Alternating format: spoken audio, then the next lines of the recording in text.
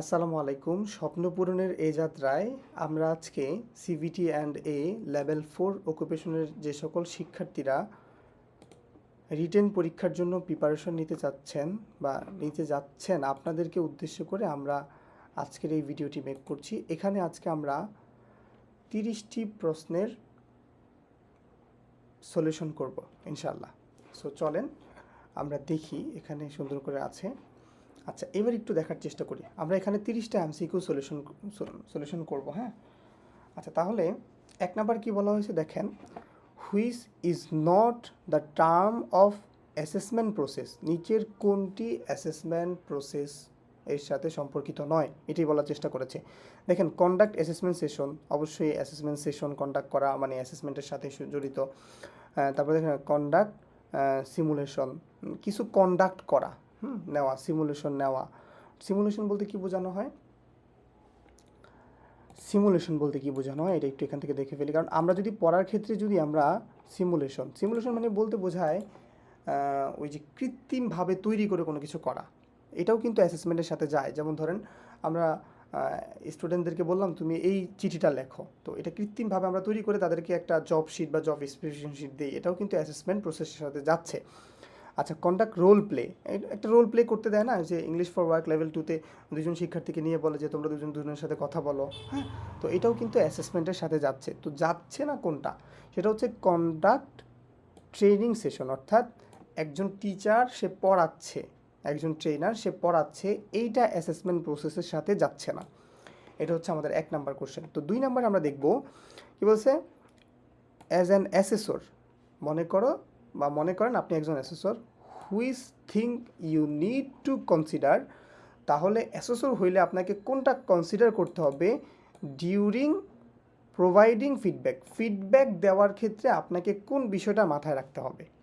তো দেখেন, অবশ্যই আপনাকে appropriate language and techniques, appropriate মানে যথাযথ ভাষায় আপনাকে ফিডব্যাকটা দিতে হবে, এবং আপনাকে টেকনিক অবলম্বন করতে হবে, সেটা হচ্ছে কি স্যান্ডউইচ মেথডে আপনাকে এই ফিডব্যাকটা দিতে হবে। সো এটা কি, প্রথমে কিস, পরে কিক, পরে কিস মানে উপরে শুরুতে কিস এবং শেষের দিকে কিস, মাঝখানে কিক করতে হবে, এ হচ্ছে বিষয়টা, হ্যাঁ।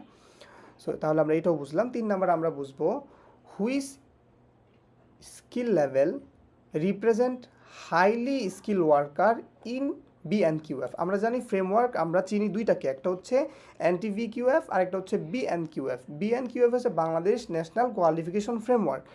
এই ফ্রেমওয়ার্কের হাইলি স্কিল ওয়ার্কার মানে হচ্ছে লেভেল 4, অর্থাৎ আমাদের ট্রেনার অ্যান্ড অ্যাসেসররা হচ্ছে হাইলি স্কিল ওয়ার্কার।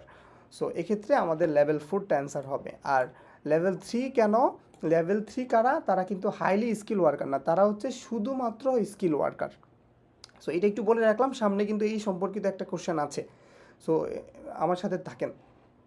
আচ্ছা দেখেন, which one is the dimension of competency. আগে আমরা শিখবো যে ডাইমেনশন অফ কম্পিটেন্সি কয়টি।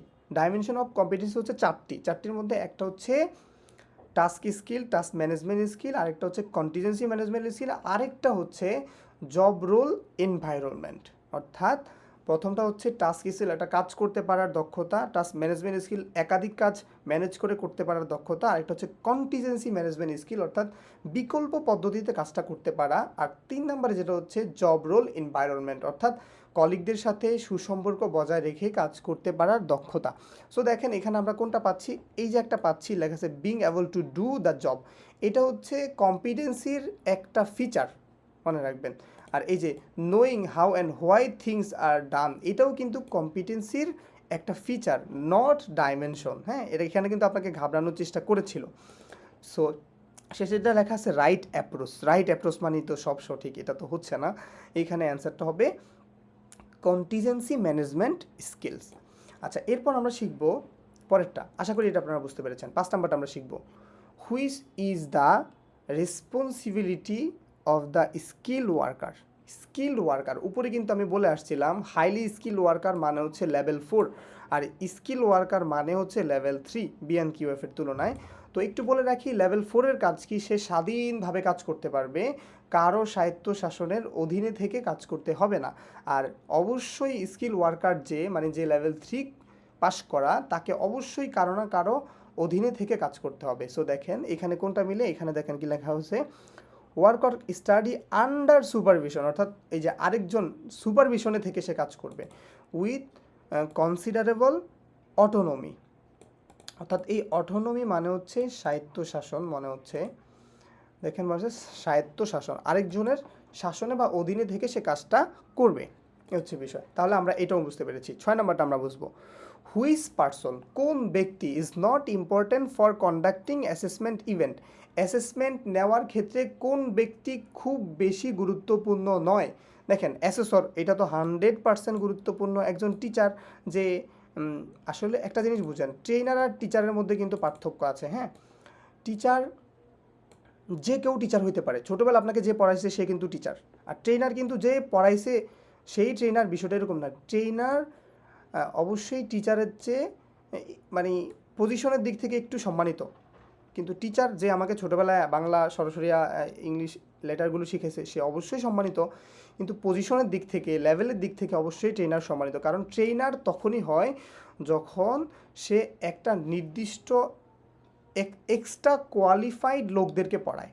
অর্থাৎ এই যে আপনাদেরকে আমরা পড়াচ্ছি বা আমাদেরকে যে ট্রেনাররা পড়াচ্ছে তারা কিন্তু এক্সট্রা কোয়ালিটি সম্পূর্ণ শিক্ষার্থীদেরকে পড়াচ্ছে। আর মেন্টর হচ্ছে মনিটরিং করা, অর্থাৎ আপনাকে দেখে শুনে রাখা। তো সেক্ষেত্রে টিচার চাইলেও কিন্তু আপনার অ্যাসেসমেন্টটা নিতে পারে, আপনার মেন্টরও চাইলে কিন্তু আপনার অ্যাসেসমেন্টটা নিতে পারে, কিন্তু ট্রেনার চাইলে অ্যাসেসমেন্ট নিতে পারে না, এ হচ্ছে বিষয়। তবে নিতে পারে যদি সেটা ফর্মেটিভ অ্যাসেসমেন্ট হয়। অ্যাসেসমেন্ট দুই প্রকার, একটা হচ্ছে ফর্মেটিভ অ্যাসেসমেন্ট, একটা হচ্ছে সামেটিভ অ্যাসেসমেন্ট। হ্যাঁ, এখানে সামেটিভ অ্যাসেসমেন্টটাকে ফোকাস করা হয়েছে, সো অ্যান্সারটা হবে ট্রেনার। ঠিক আছে, সো এই ক্ষেত্রে আমরা কিন্তু ঘাবড়ে যাওয়ার চেষ্টা করি, ঘাবড়ানো যাবে না। দেখেন আপনি যা জানেন মানে ওখানেই আপনাকে একটু গোলমাল করার চেষ্টা করতেছে। সো অনেকেই বলে যে সিবিএলএম শুধু পড়া উচিত, সিবিএলএম শুধু পড়া উচিত। দেখেন সিবিএলএমকে আপনাকে এটা বোঝানো হয়েছে, সিবিএলএম আপনাকে জাস্ট কনসেপ্ট দেওয়া হয়েছে, কিন্তু এখন দেখেন আমি যদি এটাকে মানে উল্টাপাল্টা অ্যান্সার করতে চাই তাহলে আমরা শুধু অ্যাসেসর বাদ দিয়ে সবগুলোকে অ্যান্সার সঠিক মনে করতে পারি কিন্তু। ঠিক আছে, তো এই যে ছোটো ছোটো সমস্যাগুলোর সমাধান করার জন্য অবশ্যই আমাদেরকে কোশ্চেন সলিউশন করতে হবে। আচ্ছা, এবার দেখেন 7 নম্বরটা আমরা দেখি, which one is not evidence gathering method. Evidence gathering মেথডগুলো কী কী? আমরা রিটেন কোশ্চেন সে লেখার পর যেটা আমাকে জমা দেয় সেটা কিন্তু রিটেন টেস্ট, এটাও কিন্তু একটা এভিডেন্স, এটাও আমরা গ্যাদার করি, আমরা নেই। আবার ডেমনস্ট্রেশন সময় আমরা কী করি, আমরা তার অবজারভেশন চেকলিস্টটা নেই, এবং ওরাল কোশ্চেনিং শিটটাও কিন্তু নিয়ে থাকি, কিন্তু অবজারভেশন চেকলিস্ট এইটা কিন্তু কি বলছে, গ্যাদারিং মেথড নয়। ঠিক আছে, নট এভিডেন্স গ্যাদারিং মেথড, এটা এভিডেন্স গ্যাদারিং মেথড নয়। আচ্ছা, তাহলে আমরা বুঝতে পারছি যে অবজারভেশন চেকলিস্টটা এভিডেন্স গ্যাদারিং মেথড নয়, বাকি তিনটা, উপরের তিনটা এভিডেন্স গ্যাদারিং মেথড, এটা বুঝতে পেরেছি। আচ্ছা, তারপরে আমরা বুঝি how will you assess a candidate, মানে আমি কিভাবে বা তুমি কিভাবে বা আপনি কিভাবে একজন ক্যান্ডিডেটকে অ্যাসেস করবেন that is competent or not yet, একজন শিক্ষার্থী সে কি কম্পিটেন্ট নাকি সে নট ইয়েট কম্পিটেন্ট, এটা আপনি কিভাবে অ্যাসেস করবেন, কিভাবে পরিমাপ করবেন। আমি একটু সহজে বাংলায় বলি, আমি যদি হইতাম এখানে, আমি শিক্ষার্থী পারফর্ম করতে পারতেছি কিনা, মানে আমার সিএসের মধ্যে যেই পিসিগুলো লেখা হয়েছে বা পারফরমেন্স ক্রাইটেরিয়াগুলো লেখা হয়েছে, এই পারফরমেন্স ক্রাইটেরিয়াগুলো সে পারফর্ম করতে পারতেছে কিনা এটা আমি চেক করব। সো দেখেন এখানে সেটাই বলা হয়েছে, make a judgement to compare against the performance criteria, অর্থাৎ সে পারফরমেন্স ক্রাইটেরিয়াগুলো পারতেছে কিনা এটা আমি চেক করব, এই হচ্ছে বিষয়। তারপর দেখেন which one is not a part of CBLM, বলছে নিচের কোনটি সিবিএলএম এর পার্ট নয়। তো আমরা আগে শিখি সিবিএলএম এর পার্ট কয়টি, পাঁচটির মধ্যে একটা হচ্ছে ইনফরমেশন শিট, একটা হচ্ছে অ্যান্সার শিট, একটা হচ্ছে চেক শিট, একটা হচ্ছে অ্যান্সার শিট, একটা হচ্ছে job sheet, job specification sheet. So দেখেন এখানে আমার ইনফরমেশন শিট আছে, জব শিট আছে, অ্যান্সার কি আছে, নাই কোনটা পারফরমেন্স ক্রাইটেরিয়া, এটা কোথায় থাকে, এটা থাকে সিবিএলএম এর মধ্যে থাকে। ঠিক আছে, এটা কিন্তু এটা সিএস এর মধ্যে থাকে, নট সিবিএলএম এর মধ্যে, তাহলে এটা সিবিএলএম এর অংশ নয়। আচ্ছা, 10 নম্বরটা আমরা পড়বো, which application is use to remotely access, অর্থাৎ কোন সফটওয়্যারটা বা কোন অ্যাপ্লিকেশনটা ব্যবহার করা হয় রিমোটলি, মানে একজন আরেকজনের দূর থেকে অ্যাক্সেস করার জন্য, কি করার জন্য, রিসোর্স দ্য অ্যানাদার কম্পিউটার, মানে বিষয় হচ্ছে যে আমার এই কম্পিউটারটা ঢাকা থেকে বা বিদেশ থেকে কেউ একজন ইউজ করতে পারবে, সেটা কিসের মাধ্যমে, কোন অ্যাপ্লিকেশনটা ব্যবহার করার মাধ্যমে পাবে। সো আমরা একটু আগে দেখি জিমেল তো ভাই এগুলো করার জন্য জিমেল ব্যবহার করা হয় না, গুগলটাও এই জন্য ব্যবহার করা হয় না, পেন ড্রাইভটা এই জন্য ব্যবহার করা হয় না। সো অ্যান্সার এইটা, এনিডেক্স। যারা আপনারা পারেন না কিন্তু তারা এই তিনটা তো পারেন, আর যারা এই এনিডেক্স সম্পর্কে জানেন তারা তো ভাই তাদেরকে লাল সালাম, তারা আইটির মানুষ, এক্সপার্ট লোক।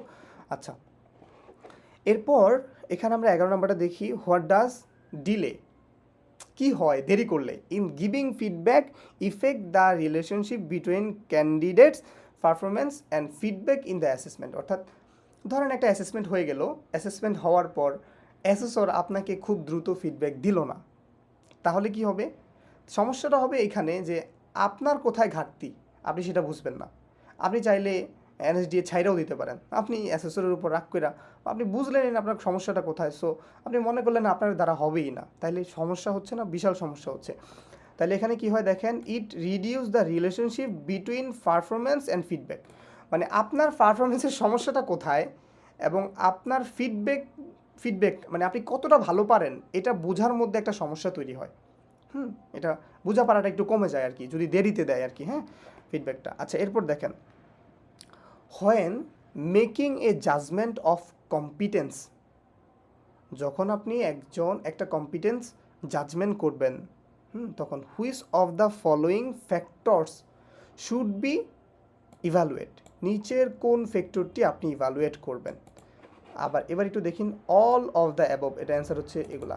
ধরেন আপনি অ্যাসেসর, আপনি একজন শিক্ষার্থী কম্পিটেন্ট কিনা নট ইয়েট কম্পিটেন্ট এটা চেক করবেন, আপনি অবশ্যই ইউনিট অফ কম্পিটেন্সি চেক করবেন, অবশ্যই ডাইমেনশন অফ কম্পিটেন্সি চেক করবেন, অবশ্যই রুলস অফ এভিডেন্স চেক করবেন, তাহলে সবগুলো অ্যান্সার। ওকে, তারপর 13 নম্বর আমরা পড়বো, আফটার ক্রিয়েটিং ইউর স্লাইড, মানে আপনার স্লাইড তৈরি করা শেষ, আপনি প্রেজেন্টেশন দিবেন, আপনি শিক্ষার্থীদেরকে পড়াবেন, আপনার এই প্রেজেন্টেশনটা তৈরি করার পর you may have to run your PowerPoint slide show, মানে আপনার এখন স্লাইডটা শিক্ষার্থীদের সামনে উপস্থাপন করা দরকার।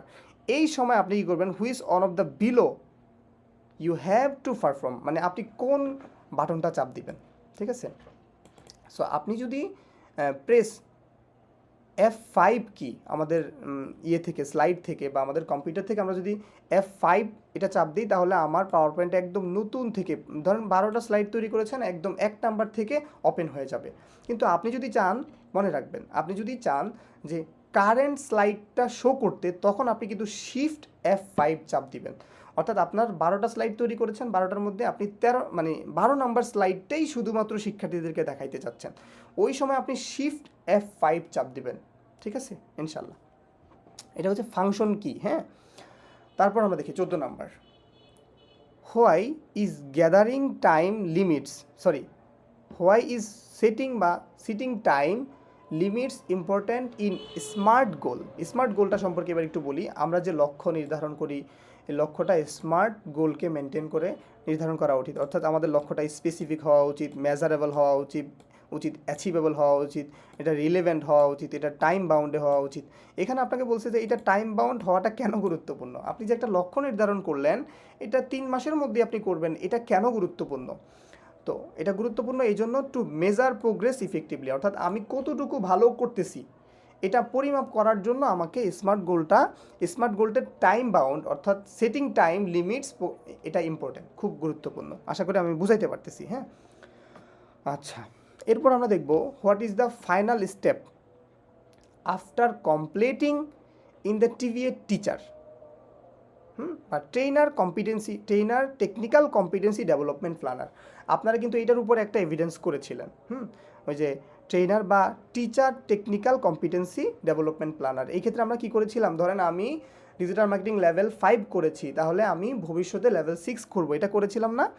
এখানে বলা হয়েছে যে আপনি এই প্ল্যানটা তৈরি করার পর আপনি ফাইনালি একদম সর্বশেষে আপনি কি করবেন, তা আপনি ওই যে আপনার যে ট্রেনার আছে বা একজন মাস্টার ট্রেনার আছে বা আপনার প্রতিষ্ঠানের প্রিন্সিপাল আছে, তার কাছ থেকে একটা সিগনেচার নিয়ে আসবেন।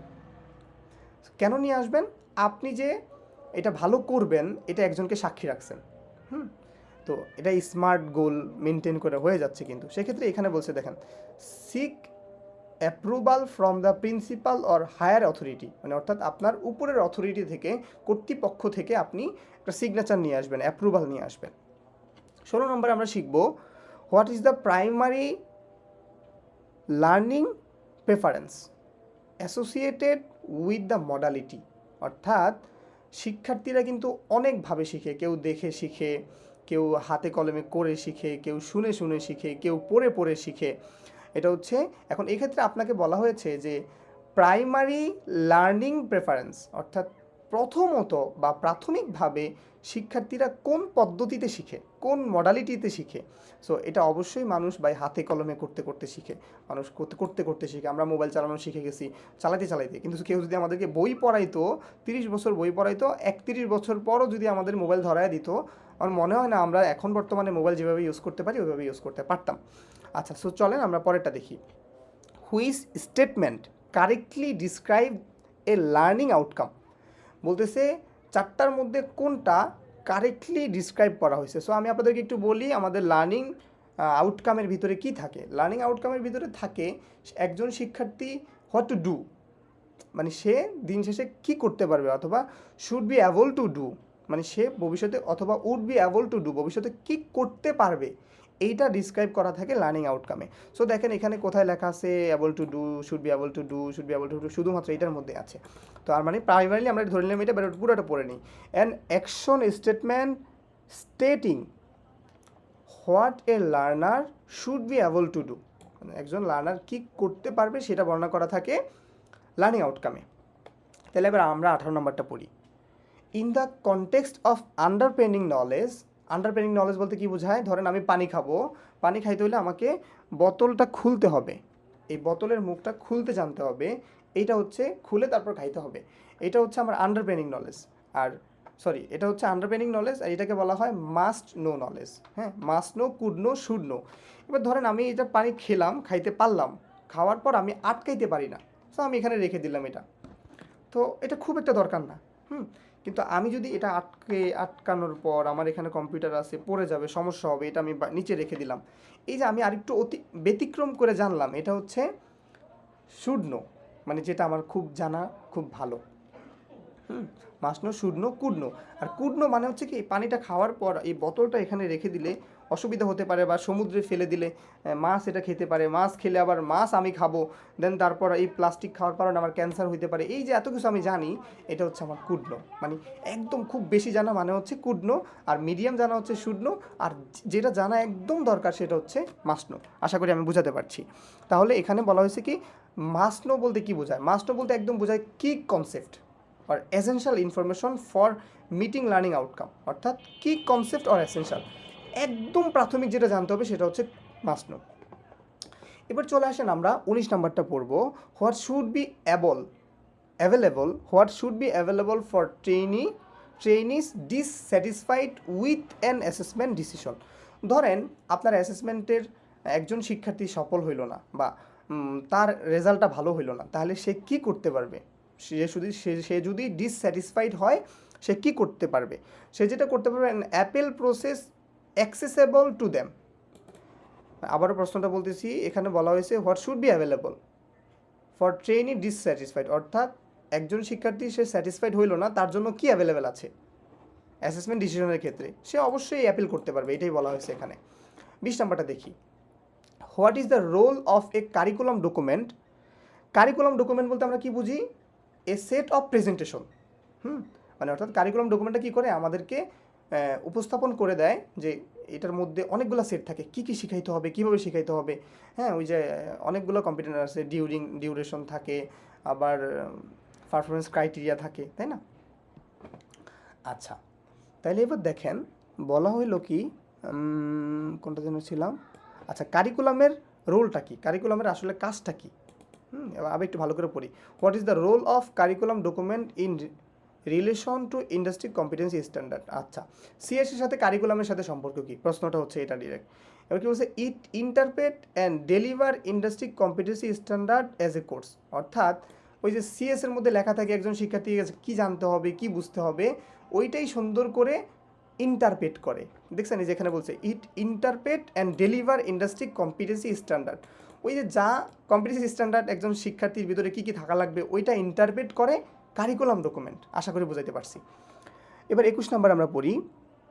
What is the goal of লক্ষ্য বলতেছে লক্ষ্য কি of providing constructive feedback in the assessment process. Constructive feedback দেওয়ার কারণ কি বা লক্ষ্য কি? লক্ষ্য একটাই, সেটা হচ্ছে হেল্প করা। কাকে হেল্প করা? ক্যান্ডিডেটকে হেল্প করা। দেখেন এখানে লিখছে to help candidate identify there errors, মানে তাদের কী কী ভুল হয়েছে, অ্যান্ড লার্ন ফ্রম দেম, মানে তাদের কি শেখা উচিত, এটা এখানে ব্যাখ্যা করা হয়েছে। এবার 22 নম্বর আমরা দেখি, why is it important to organise and conduct a self assessment for candidates. অর্থাৎ ওই যে আপনারা একটা এভিডেন্স করেছেন না, সেলফ অ্যাসেসমেন্ট শিট, আচ্ছা এইটা কেন গুরুত্বপূর্ণ? এটা এজন্য গুরুত্বপূর্ণ, শিক্ষার্থী পারে কিনা, শিক্ষার্থীকে আমরা রেডি করতেছি, শিক্ষার্থী অ্যাসেসমেন্ট দেওয়ার যোগ্য কিনা। সো দেখেন এখানে বলছে to access candidates readiness for formal assessment. Formal মানে সামেটিভ অ্যাসেসমেন্ট, ফাইনালি অথবা ফর্মেটিভ অ্যাসেসমেন্টটাকেও ধরতে পারেন, মানে একদম চূড়ান্ত অ্যাসেসমেন্ট সে দিতে রাজি কিনা। এবার একটু বলি, এবার কনসার্ন হচ্ছে যে সম্মতি। তো দুই ধরনের কনসার্ন আছে, একটা হচ্ছে ফ্রি কনসার্ন আর একটা হচ্ছে ফুল কনসার্ন। অর্থাৎ প্রি কনসার্ন হচ্ছে যে শিক্ষার্থীকে আপনি আগে সব কিছু ক্লিয়ারলি বলে দিবেন যে তোমার আজকে অ্যাসেসমেন্ট হবে এই 8টা বইয়ের উপর, এই 7টা ইউনিটের উপর, তুমি যদি কম্পিটেন্ট হও তাহলে তুমি পাস হবা, নাহলে পাস হবা না, তুমি যদি দিতে চাও তাহলে দাও, নাহলে নাই। মানে জোর জবরদস্তি না করা হচ্ছে প্রি কনসার্ন, মনে রাখেন। তার মানে আমি সিবিএলএম পড়ানোর পাশাপাশি কিন্তু আমি প্রাসঙ্গিক অনেক আলোচনা করতেছি। আশা করি আপনারা যারা একটু ভালো জানেন তাদের কাছে হয়তো বিরক্ত লাগতে পারে, অনেক কথা বলি এটা মনে হতে পারে, কিন্তু আমার টার্গেট কিন্তু সবাইকে নিয়ে।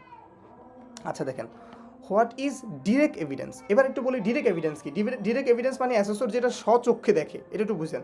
বলছে what is direct evidence in the context of competency assessment. বলতেছে কি, এবার এখানে দেখেন কি আছে, that can be observe witnessed by assessor, মানে যেটা অ্যাসেসরের দ্বারা দেখা হয়, অ্যাসেসরের দ্বারা যেটা দেখা হয়, অ্যাসেসর সরাসরি যেটা দেখে, তার মানে অবজারভেশন চেকলিস্ট, তাই না, সেটা অ্যাসেসর দেখে।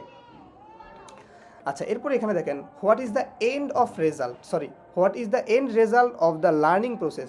মানে ধরেন আপনি 2 মাস বেটার পড়াইছেন, বা পড়ানোর পর একদম রেজাল্টটা কী হয়, সোজ দ্য বেস্ট অপশন। রেজাল্টটা কী হয় দেখেন, পার্মানেন্ট চেঞ্জ ইন বিহেভিয়ার, মানুষের আচরণের মধ্যে চেঞ্জ আসে, পটেনশিয়াল অ্যান্ড অ্যাকচুয়াল, মানে তাদের একদম কারেক্ট বিহেভিয়ারটা চেঞ্জ হয়, মানে ভালো কিছু করে, বা পটেনশিয়াল একটু সম্ভাব্য একটা লোক হয়ে যায়, মানে কিছু করার মতো একটা লোক হয়ে যায়, এটা এখানে বোঝানো হয়েছে। 25 নাম্বারটা দেখি, how does learning slightly forward during session deliver in terms of body language. অর্থাৎ সোলারটা একটু বলি, সোলার হচ্ছে সিট, বসা, আর এখানে ও মানে হচ্ছে ওপেন পোশ্চার, সঠিকভাবে বসা, আর এল মানে হচ্ছে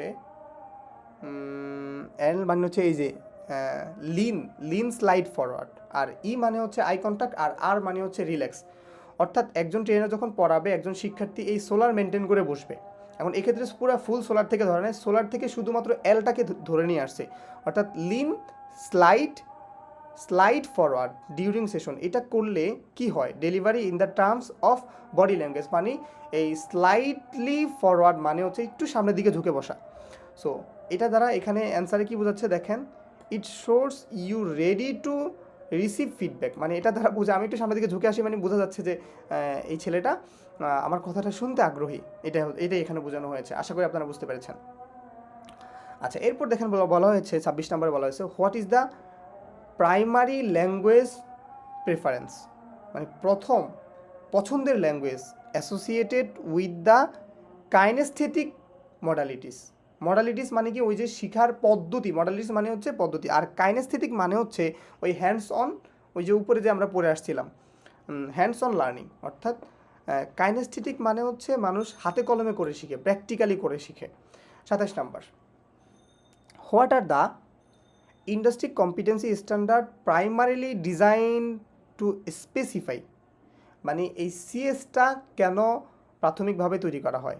what are the industry competency standard primary design to specify, এটা প্রাথমিকভাবে সিএসটা কেন ডিজাইন করা হয়। এখানে বলা হয়েছে performance requirement for effective employment, অর্থাৎ দক্ষ কর্মী গড়ে তোলার জন্য এই সিএসটা প্রাথমিকভাবে তৈরি করা হয়, এটাই বলা হয়েছে। এবার 28 নাম্বারটা দেখেন, ওই যে মাস্ট নোর কথা চলে আসে। মাস্ট নো মানে কি কনসেপ্ট বা এসেনশিয়াল কনসেপ্ট, এই যে তার মানে এটা আবার মিলে যাচ্ছে, এটা নিয়ে আমি আলোচনা করলাম না। 29 নাম্বারটা নিয়ে একটু আলোচনা করি। 29 নাম্বারটাতে বলা হয়েছে what role to do industry skill council ISC. এই প্রশ্নটা আসছে আমাদের 1 নাম্বার সিভিএলএম থেকে। 1 নাম্বার সিভিএলএমের 1 নাম্বার ইনফরমেশন শিট থেকে আসছে। অর্থাৎ বলতে চাচ্ছে যে ইন্ডাস্ট্রি স্কিলস কাউন্সিল এটার দায়িত্ব কী, মানে এদের কাজটা কী, অথবা sector working group pay in the policy, মানে যারা এই পলিসি মেক করে, এনএসডিপি মেক করে বা সিদ্ধান্ত নেয়, বা কোথায় কোথায় লোক লাগবে তাদের সাথে এনএসডির সাথে যাদের সম্পর্ক, তাদের কাজটা কি? তাদের কাজ হচ্ছে আইডেন্টিফাইং স্কিল ডিমান্ড, তাদের হচ্ছে যে কোথায় দক্ষতা দরকার সেটা তারা খুঁজে বের করে, এবং প্রায়োরিটি অকুপেশন, অর্থাৎ বিভিন্ন অকুপেশন তারা আবিষ্কার করে, এটা বলা হয়েছে। এবার 30 নাম্বারে দেখেন, imagine you are an instructor, বলছে মনে করো তুমি একজন ইনস্ট্রাক্টর বা ট্রেনার, অ্যাসেসিং ইউর স্কিল, মনে করেন আমি ট্রেনার এবং আমি আমার স্কিলটাকে অ্যাসেস করব। তাইলে এখন what is the main objective of identifying skill gap, অর্থাৎ আমি যে আমার স্কিল কোথায় গ্যাপ আছে, আমি কতটুকু পারি এবং কতটুকু পারা দরকার, এই গ্যাপটা বের করার মেন অবজেক্টিভটা কি? মেইন অবজেক্টিভটা হচ্ছে two bridge the gap between existing and required skill, অর্থাৎ আমি যা জানি এবং যা জানি না ওই দুইটাকে সমতা করা, ব্রিজ করে ফেলা, সমান করে ফেলা, ঠিক আছে? তো আজকে এই 30টা এমসিকিউ আমরা খুব ভালো করে বুঝে বুঝে পড়ার চেষ্টা করেছি। এখানে শুধু 30টাই নাই, আরও অনেকগুলা ইনফরমেশন আপনাদের মধ্যে চলে আসছে, কারণ আমি ব্যতিক্রম বিষয়গুলো নিয়ে আলোচনা করেছি। সো পরের ভিডিওতে আমরা 31 থেকে আবার 60 পর্যন্ত করব। এভাবে 4টা ভিডিওতে আমরা 120টা বা 121টা কোশ্চেন সলিউশন করব, যেগুলো এনএসডিতে অনেকবার এসেছে, সরি সিভিডিএ লেভেল 4 এটাতে অনেকবার এসেছে। সো আপনারা যারা পড়তে পছন্দ করেন না বা পড়তে ভয় পান, অনেকের জড়তা থাকে, আমারও প্রচুর জড়তা রয়েছে, কিন্তু তারপরেও আমি এই টিভিএড সেক্টর নিয়ে কাজ করে যাচ্ছি। ইনশাল্লাহ আমি এই সেক্টরে খুব ভালো কিছু করতে পারবো। কারণ এটা তো অনেক বিশাল বড় সেক্টর না, মাত্র 12টা বই, এই 12টা বইকে খুব ভালো করে আয়ত্ত করাই হচ্ছে আমার স্বপ্ন। আমি চাই আপনারাও একেবারে কম্পিটেন্ট হন। আপনাদের জন্য অনেক অনেক দোয়া এবং ভালোবাসা রইল। আসসালামু আলাইকুম রহমতুল্লাহি ওয়া বারাকাতুহু।